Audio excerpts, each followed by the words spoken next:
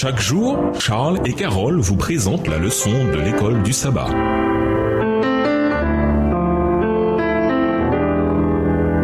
Bienvenue dans votre émission. Dieu nous parle. Nous voilà à la leçon de lundi dans leur ville. Parcourez rapidement les listes d'Esdras 2 et Néhémie 7. Que remarquez-vous? La répétition d'Esdras 2, la liste de ceux qui sont revenus de la captivité babylonienne avec Zorobabel et Josué, dans Néhémie 7 est délibérée. À nouveau, ces listes peuvent nous sembler rébarbatives, mais elles révèlent un point important. Dieu se soucie de détails dont nous ne nous soucions peut-être pas. La muraille de Jérusalem était à présent terminée et le texte biblique veut montrer que la génération Esdras-Néhémie de ceux qui y étaient revenus contribuait à ce grand accomplissement, bien que Dieu seul leur donnât cette réussite. La génération présente bâtit sur les réalisations de la précédente, même si la tâche était compliquée, semée d'embûches et ne s'acheva pas dans les délais qu'ils avaient espérés. Le leadership d'Esdras et Néhémie était apprécié, mais le peuple fit également sa part. Chaque groupe était engagé dans différentes tâches accomplies à différents moments, mais le résultat est impressionnant. Le début, Esdras 2 est associé à la fin,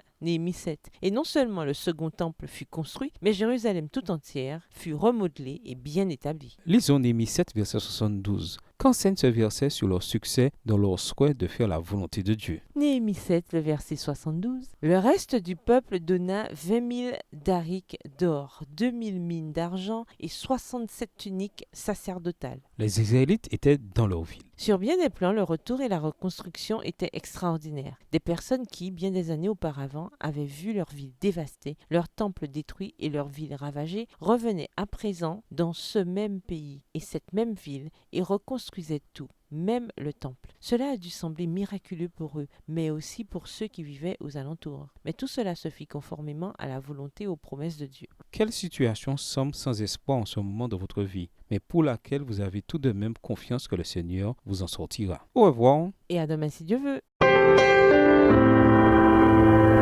Dieu nous parle. Chaque jour, Charles et Carole vous présentent la leçon de l'école du sabbat.